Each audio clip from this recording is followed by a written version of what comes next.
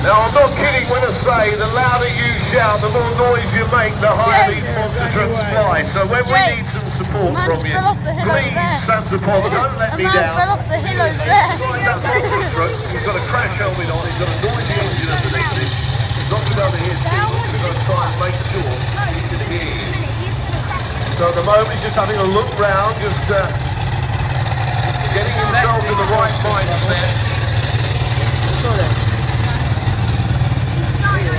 And then what he's got to do, he's got to plan his approach because the launch is crucial. And he'll probably come up now, he'll just punch the cars, he'll work out where the best point of launch is going to be, which is just above the wheel arches.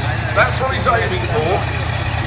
He, of course, is sitting in the centre of the vehicle, but he's aiming for the wheel arches. Oh, he's going to do it. You got to know he's the first. Not quite happy with the line at the moment, so just pull back, come back in again. Aim for those wheel arches, which should get him a really good launch.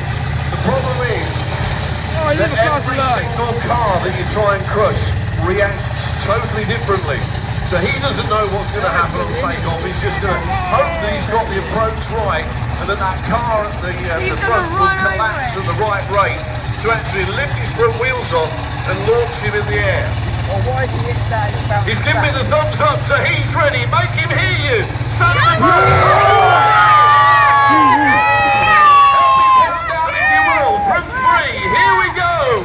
3, 2, 1. Hit it.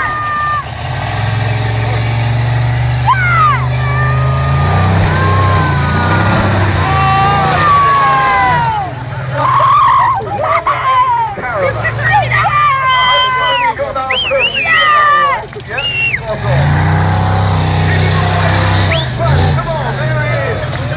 Through thoughts of a Podzilla destroying the Caravan. That's a shame because we slept in that last night. I don't know where we're going to go tonight.